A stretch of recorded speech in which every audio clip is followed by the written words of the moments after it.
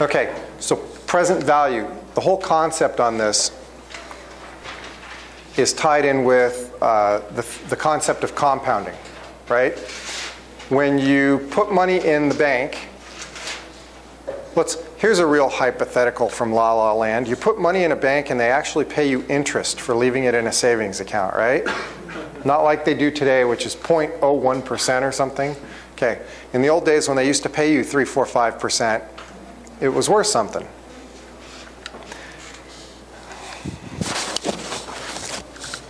And compounding is simply this. If I put $100 in the bank and they pay me 5% interest a year, at the end of a year, how much money do I have? $105. And if I leave it in the bank, they're going to pay me interest based on what the second year? The $100? No. They're going to pay me 5% based on the 105. Somebody with a calculator real quick. 107.50. Am I nuts? Yes.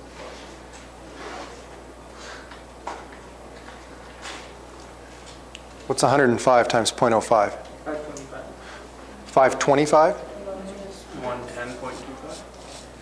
125. 110.25. Got it. Okay, so think about that for a second. We're now making money on this $5 that we earned the first year because it's ours. Okay? And we made another $5, 5% times the original 100 bucks, plus 5% of the new $5.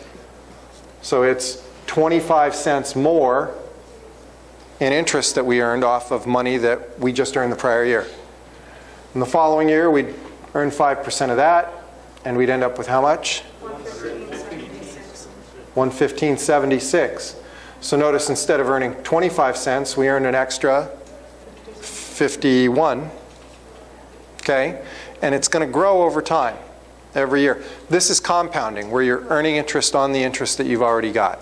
Okay? Banks do the same thing when they lend you money. They compound the interest. And we're going to kind of go through that. So here's another way I want you to think about it. $100 at 5% interest in 3 years is worth $115.76. What's the present value of $115.76 3 years in the future today at 5%? 100 bucks. So to go back to my example where the guy said we're going to have to pay $500,000 for these trucks in 5 years, that $500,000 is this number out here, and I have to work my way back to what's it worth today based on an interest rate that we're borrowing the money at. Okay?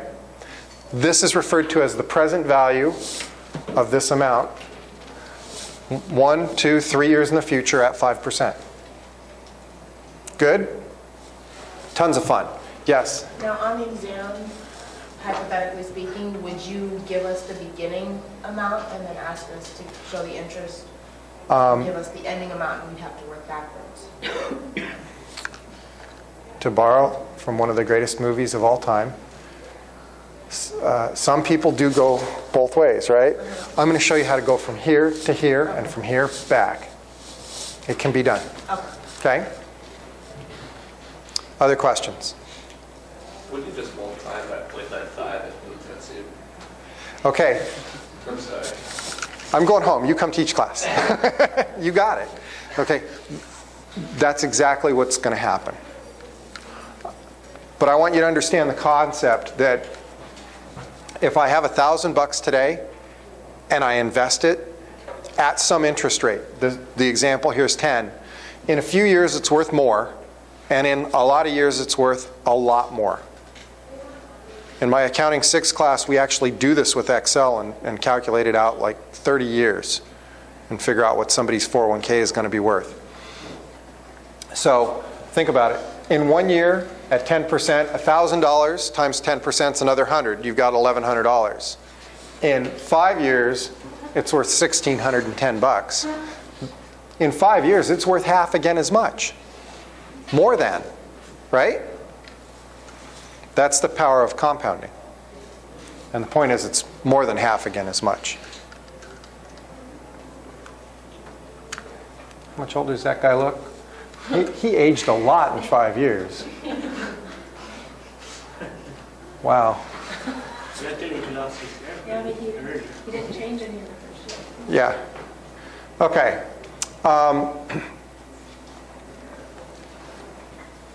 As I was saying over here, you need to know the present value, the interest rate, and the time in years, or you need to know the future amount, the interest rate, and the time. And you can work either direction.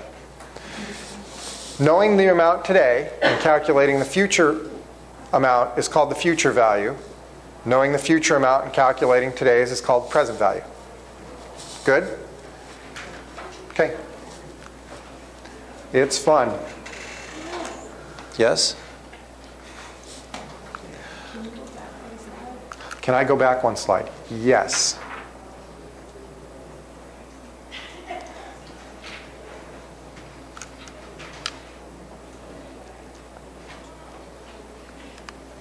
Can I go forward one slide? Okay. Remember, the slides are available on Blackboard. Okay? Okay. Present value. Let's do it the simple way first. We have a single amount of money, $1,000. The present value of a single amount is worth to you today the same as receiving. God, I can't even talk. If somebody promises to give you $1,000, 1, 2, 3 years in the future, what is it worth today? What would you take today instead of waiting? Would you be willing to take less today, or would you rather wait 3 years to get $1,000? Depends on what? Depends on how much less I would have to take, right? Okay? If somebody's going to offer me $998 today instead of waiting, I'm probably going to take the money, right? I'll give up $2. But if they're only going to offer me $800 today, am I going to take it? Probably not, because that's giving up a lot of it. Correct? Okay. Each of the time periods that the money's sitting out there, we've been talking in terms of years, is called a compounding period. So how many times does it compound? In our example, 1, 2, 3. Okay? Present value is what it's worth today. Future value is what it's worth later. I like that they drew this out. It's very helpful for you to draw this out as a timeline and show when the money comes in and goes out. It'll help you think through the whole process. Okay. How much money do we have to invest today at 10%? If compounded annually, once a year, we want $1,331 in 3 years. Anybody? It's easy? No. It is easy. We know the required elements here. Future amounts, 1331. The interest rate is 10. Number of periods, the compounding periods, is 3. Okay? There's a table for this. They're in your book. If you go to Appendix A in the back of the book, everybody take a look real quick. If you've got your book, you want to find Appendix A.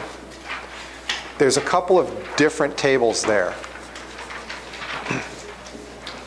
Eric. There's a couple of different tables there. Eric.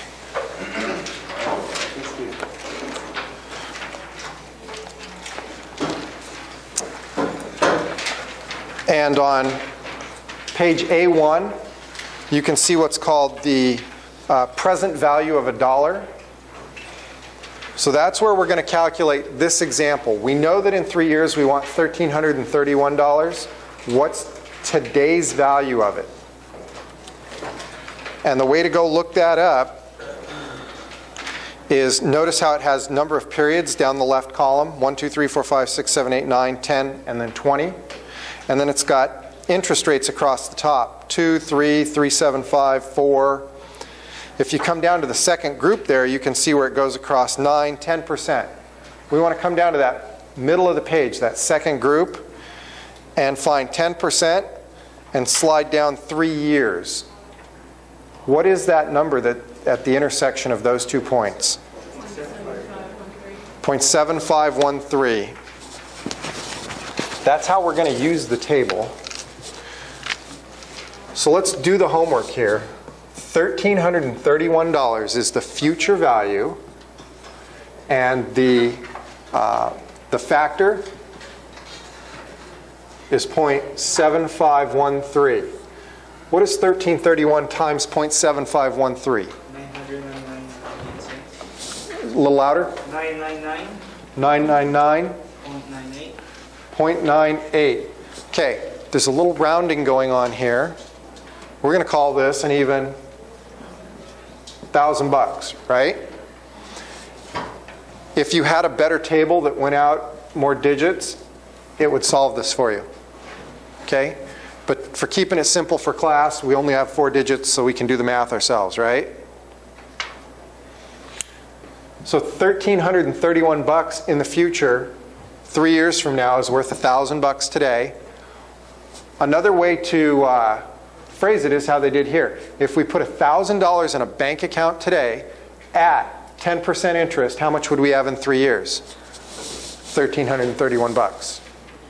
Everybody see how that worked? Okay. Questions? Michael. Is there a way to break that up, like, into like months? Into months.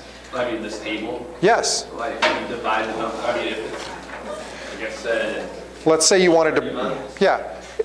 Now remember, 3 years is the number of compounding periods. We're only going to compound this 3 times. If the bank was going to pay us interest every month and add to our balance, how many compounding periods do we have? 36. So you'd need a table with 36 compounding periods. Ours doesn't go that high, by the way. But you go down 36 periods, the only thing you have to do is convert this to a monthly number. 10% divided by 12 gives you 0.0 something. Multiply 0.0 something, right? So you'd need that to be the interest rate on the top line in the table, and you go find the intersection of those two and you're good to go. Okay. But remember to modify the interest rate as well as the periods if you're converting to months. Okay? Everybody see that? Okay. Now, I want to go over and look at the next table. Stick with me back there in Appendix A1, or Appendix A, if I can find it again. So page A1 at the top tells us what's the present value of a dollar, that future amount. If you go to the bottom, table A2, everybody see that? This is the, skip that one, I want to do that later. Turn the page to A2, look at table A3. This is the future value of a dollar. So this is where we go the other direction and we can figure out the future value if we know today's value. So let's change this around. We have $1,000 today that we're going to invest in a bank account at 10% for 3 years. How much money are we going to have? You got to go find 10% and come down 3 periods, and it's going to give you a number. Anybody tell me what the number is from the table? 1.3310. Notice calculating present value, it's a number smaller than 1. Calculating future value is a number greater than 1. Everybody follow me there? Okay, so let's do the math.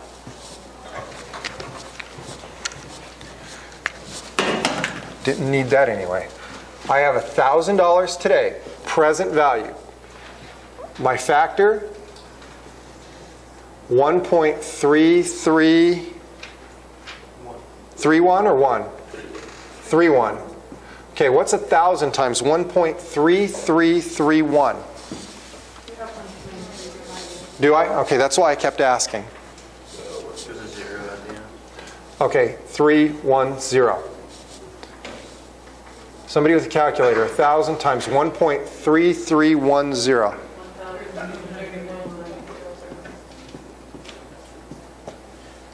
Good?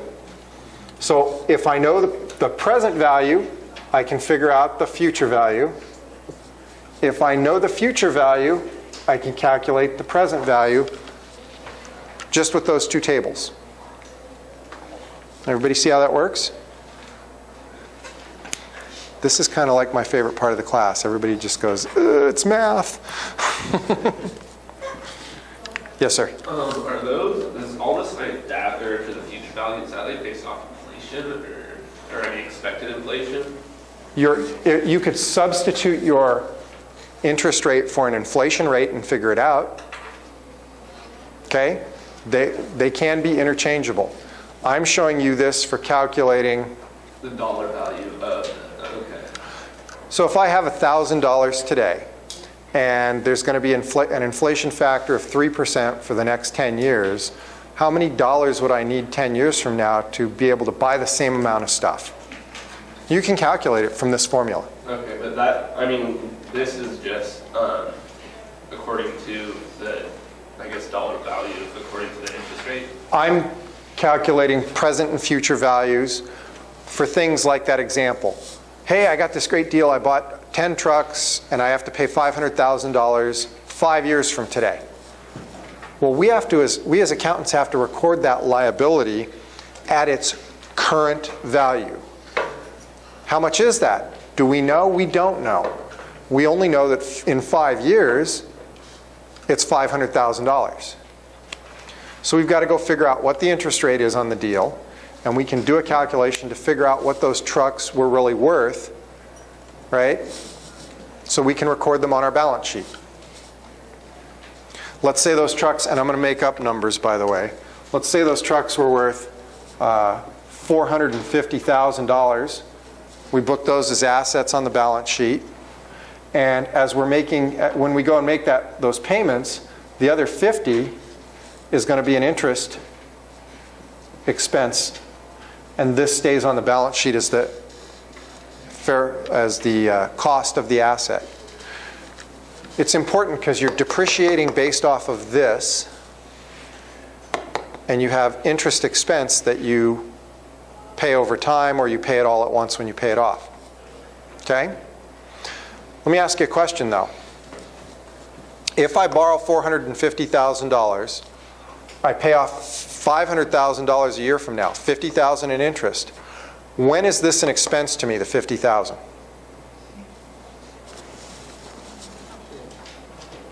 When is it? If I'm borrowing the money now and I hold it for 5 years, when is the $50,000 an expense? At the end? No, at the end is when the cash goes away. But I'm actually expensing part of it in each year that I've borrowed the money. Okay? So I owe some of the interest for borrowing the money the first year. I owe some of the interest for borrowing it the second year, some for borrowing it the third, some for borrowing it the fourth, and so on. Why is that? Well, if I went to the guy today and said, hey, I'm going to pay you today so I don't have to owe you the interest, how much will you take?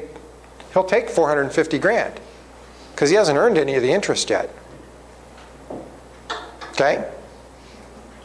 So is, I guess expensing interest kind of similar to the straight line method of depreciating plant property and equipment? It can be. I guess it just depends how you expense it. For today, we'll treat it that way. Okay. That you can look at this as a straight line, and that there's okay. Different ways. If you do it based on compounding, it ends up being different.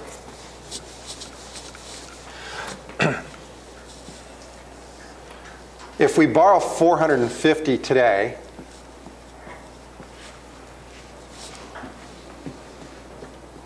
and over 5 years, it's going to become $500. Is the interest amount the same every year? No. The answer is no, because I haven't paid the guy any of the interest. So in the second year, the balance goes up. I got to draw this better. So the balance on our loan goes up. I'm drawing this wrong. No, I'm not. Sorry. So what happens is it's reverse compounding with that $100 example I just erased, which I shouldn't have. I owe more interest in the second year because I have a higher beginning balance. I didn't make a payment on this. So in the beginning of the second year, I might owe the guy $460 to begin with. Interest on $460 is bigger than on $450. The third year is $470, and so on. So your interest actually accelerates as you get to the fifth year. So your interest expense is getting bigger every year, as does your liability. Okay? Sir? If you pay it off the first year, and it's 5 years, $10,000 a year, so you gained, I guess, $40,000. You show that also then on your income statement somehow? You will show the $10,000 as an expense, and you will liquidate the debt of $450. The other $40 goes away because you never incurred the expense because you didn't borrow the money for that period of time. You didn't ever incur the expense. Think about it this way. Okay, sort of a bad example. Cell phone, right? The cell phone makes you sign up for a term, and if you cancel early, they charge you a fee. Well, if they didn't charge you a fee, I go sign up for a cell phone for 12 months, and I keep it for the first 3 and quit using it. Do I incur any additional costs? No. It's the same thing as paying off the loan early. I paid it off in month 3, and I don't ever accrue the rest of the interest expense, the liability, because I wasn't borrowing the money.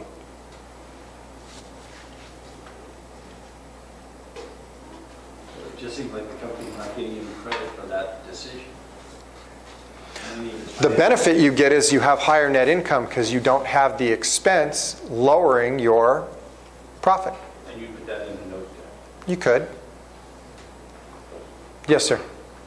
Kind of on that question there, if the journal entry for that, or whatever the journal entry for that transaction, if you're showing the interest expense over X amount of years, your total liability is your principal plus your interest, and you pay it off early, when you make that entry in there, so are you going to have a balanced entry? Because there's the other thing, and I'm glad you mentioned that because I'm kind of making an assumption that you realize this. I'm going to erase the chart. Let's go back to the example. We bought these trucks. We pay $500,000 10 years from now.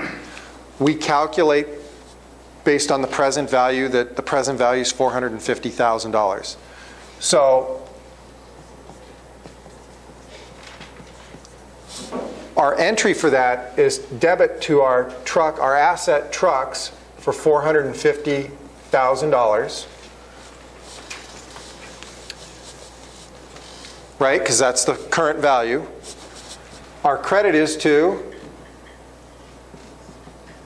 note payable for $450,000, because that's really what the face amount of the note is today. Good. There's your entry. You're done. Let's say in the first year the interest is $10,000. At the end of the first year, you would have interest, expense, $10,000, and your credit would be to interest payable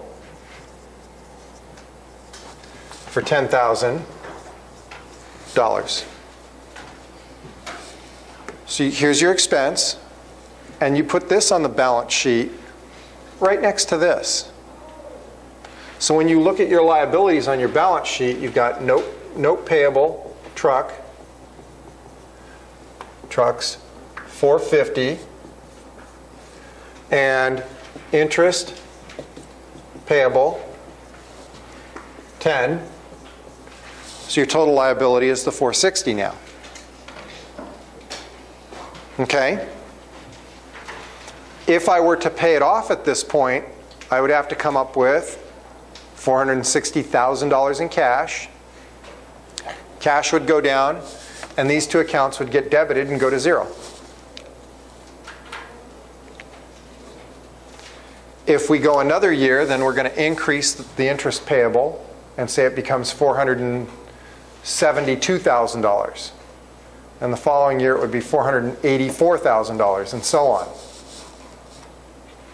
Okay? So you don't show the later years currently? I don't show that $50,000 in interest until I've actually borrowed the money and incurred the liability to pay that higher amount. Because think about it. I borrowed the money from you today. Hypothetical. I come to you today and I say, hey, lend me 10 bucks. Okay? I'll pay you 15 in a month. It's kind of a high interest rate, but for our example, it works. I come to you today, borrow 10 bucks, and I walk over here and my cell phone rings, and I go, oh, okay, I don't need the 10 bucks anymore because something happened. I come back to you and I say, hey, here's your 10 bucks back, let's forget about it. You're likely going to say, yeah, let's forget about it. We're good, right? If I borrow the money for 2 weeks and come back to you and say, hey, let me give you the 10 bucks back, what are you going to say? No, you've had my money for 2 weeks. I want a little something for it, right? So I have to pay you interest. If I pay you $12.50 at that point, and we call it even and walk away, everybody's happy. Did I pay the 15?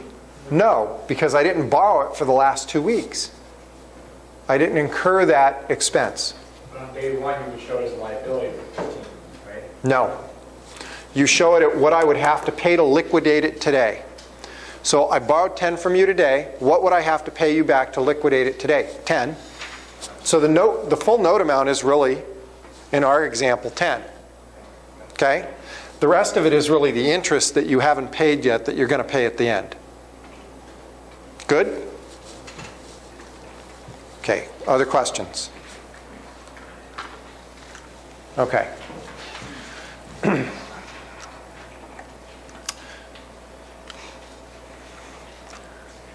That's how you calculate present value or future value. Remember when we were looking in the book, I said that there was a table A2 and I said skip it? That was something called the present value of an annuity. Anybody know what an annuity is? Jim? An annuity is a series of payments. Okay? So this is an example where today I have no money, but every year I'm going to put $100 in a savings account. $100 here, $100 at the end of year 2, $100 at the end of year 3. And if I get paid 10% interest on this, how much money do I have at the end? So not only am I earning the interest and increasing my balance for the interest that I've earned, but I'm adding more to it. So I'm earning more interest, and I'm adding more to it, and I'm earning more interest. You guys see how that works? It's very much a step sort of a situation. Okay? And to calculate something like that, we're going to use what's called the annuity table out of the book. It's just another way of financing, right? It is. This one is a little more useful because what you're doing is, in our first example, the present value of $1, we're saying we're going to make the entire payment of $500,000 and we're only going to make one payment at the end. Well, if you borrow money, you go buy a car, how often do they have you make payments? They don't just say, oh, pay it all back at the end of 5 years, right? They have you make payments every month, which looks a lot more like an annuity. Good.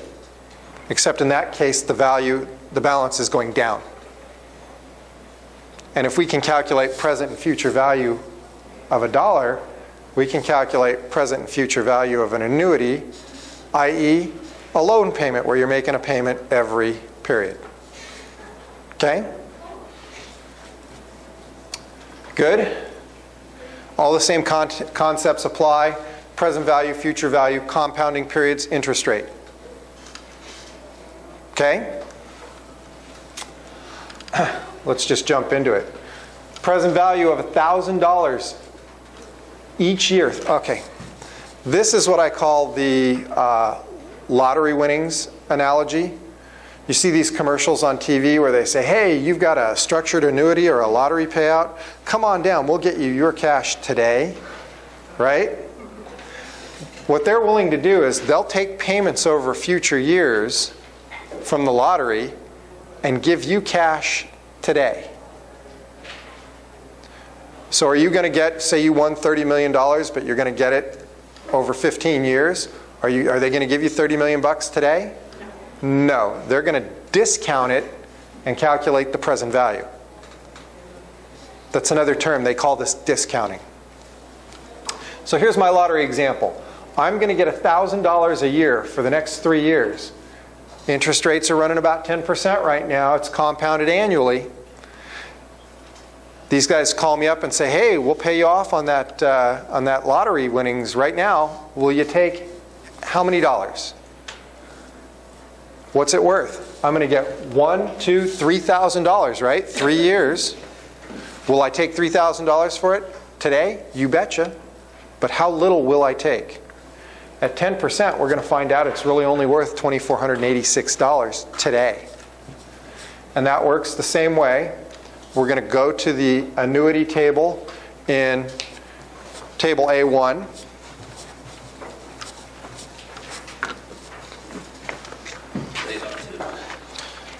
It's on page A2. Okay. I got to find table A first.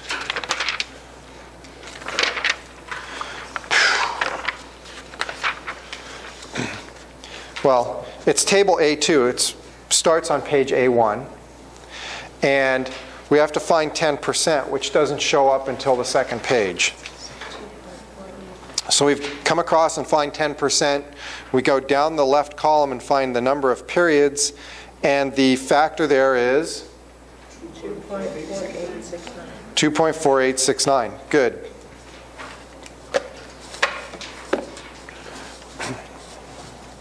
So I'm going to actually work on this side of the board because I need a little more room.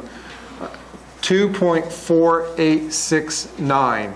We got $1,000 is our payment, our periodic payment, our factor.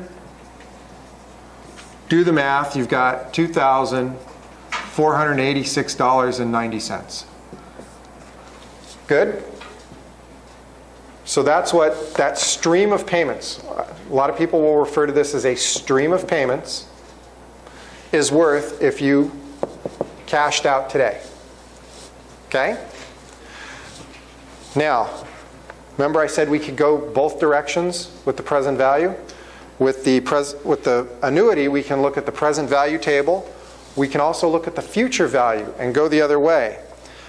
So if you look on page A3, future value of an annuity of $1, we can find 10%, 3 periods, and what's the factor there?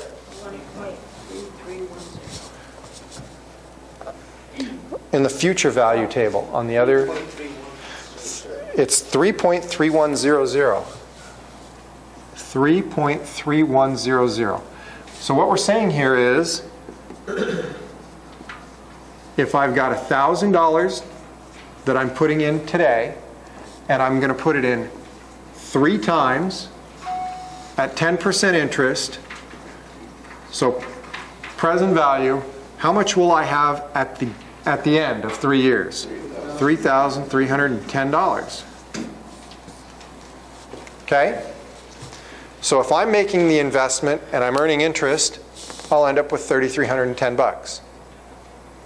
And remember, the first year, I make an interest on $1,000. The second year, I'm earning interest on $2,000 plus the interest from year 1. Year 1. In the third year, I'm making interest on $3,000 plus year 1 plus year 2 interest. So I'm earning interest on the interest plus the additional amount that I'm putting in. Good? That's the whole concept.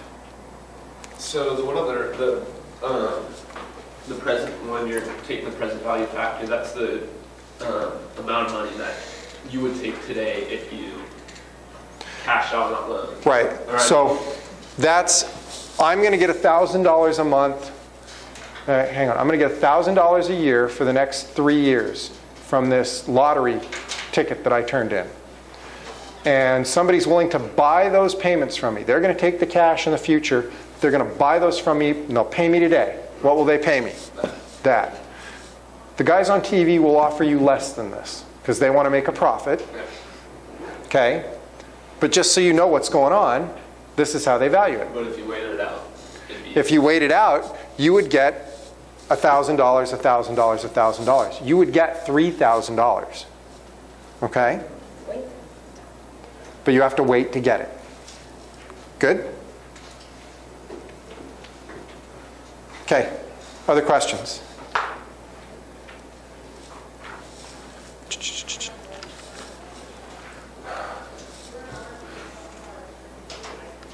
Let's see, it's 7:30. Let's take our break there, okay?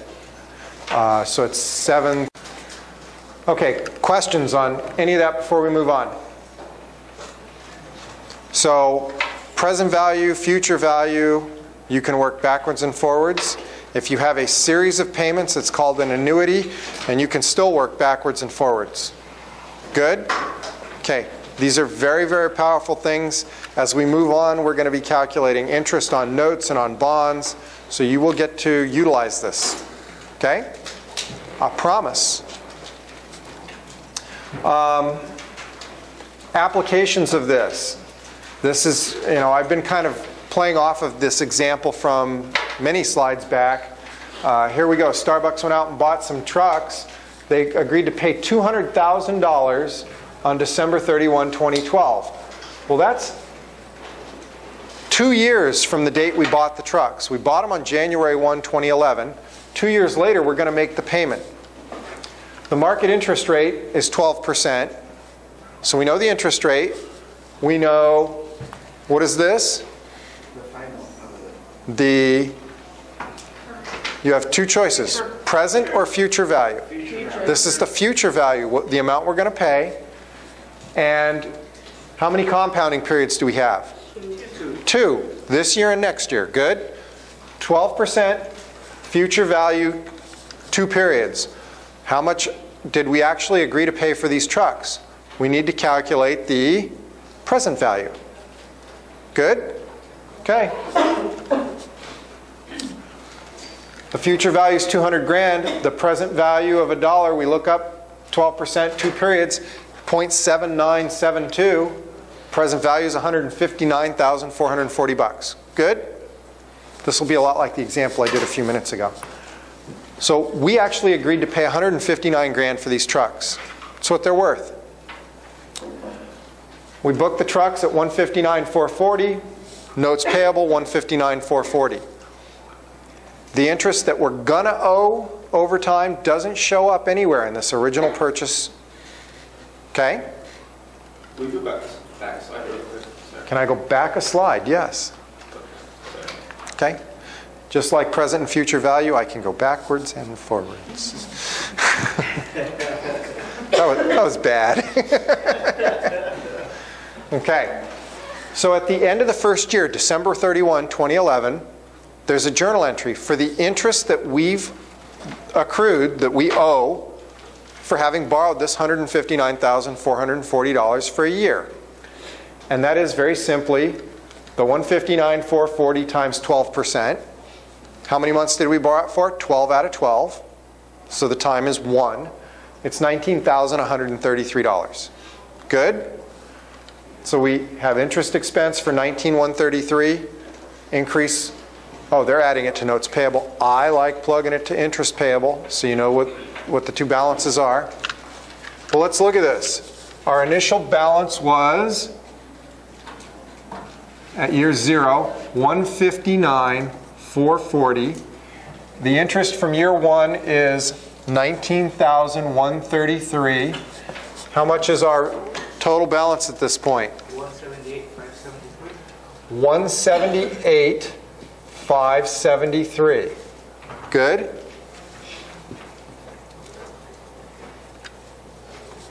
Okay. What amount do we calculate interest off of in the next year? 178. This one over here, 178,573.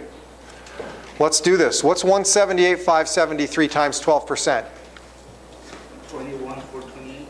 21,428. As we would expect, the interest is higher in the second year because the balance we're calculating it from is higher. 178,573 plus 21,428 is how much? 200,001. $200,001. So we've got a little rounding going on. But at the end, our total amount that we owe is 200 grand. Good? So it starts at 159 and it works its way up to the amount of cash that we're actually going to send to these guys at the end under the contract was 200 grand. Good? Yes, sir. So on the, so that makes sense, you're not showing the agreement, the contract, if you will, for the $200,000 you signed, that you made an agreement to pay it, right? Up front, that's a liability. The contract says I agree to pay on December 31, 2012, $200,000. Right. So as an investor looking at the balance sheet 2011, I am not aware of that 200,000. How are you No, aware of that but higher liability? in the notes you're going to disclose that this is going on, because in the notes to your financial statements, you have to disclose what the principal payments are going to be for the next X number of years. So When you paid them off early, then you wouldn't have that interest liability. well, in the notes you're going to, until you actually do it, you're going to show this as if you were not going to pay it off early. If you do, then the subsequent year it'll change because it'll have already happened. And if there was a fee penalty associated with such a loan, would you show that as a liability separate from the loan? Only if you know for a fact that you're going to pay it off in the very near future. Okay? Because it's not a liability if you don't do it. So unless you're, again, it's that remote, reasonably possible, and probable. If it's probable, book it. Okay? It's probable and I can determine the amount. You book it. Good? Okay. So let's see if they go through the... Oh, look. They're going to go through the entry for the second year. 21,429. Oh, we did okay. Okay? When we make the payment, we're going to debit notes payable. It's a liability, so it goes to zero. And we send $200,000 in cash to this other guy in the mail, right? What's the balance on our note payable after this entry? Zero. Questions? Answers? If you don't have the annuity table or the present value table, is there a way to figure out what it is? Yes. It's pretty long and complicated. No, there's actually a formula for it. It is in the book. It's the amount times 1 plus 1 to the n times the x number of periods. There's a formula for it, okay? Have I ever memorized it? No. In the modern world, I can look it up on my iPhone real quick, or I'm slightly old school, not old enough to have a slide rule, but if you go get an HP 12C calculator and you plug in the 2 periods, 12%, $200,000, it'll calculate for you. So I carry one of those around in my pocket at work, and I'm gold. Okay? Other questions? All right, that's everything for Chapter 9. Questions on Chapter 9? Any questions before we let the video guy go home? We need a lot of questions here. Come on, I'm paying you guys for questions tonight. All right, good, thanks.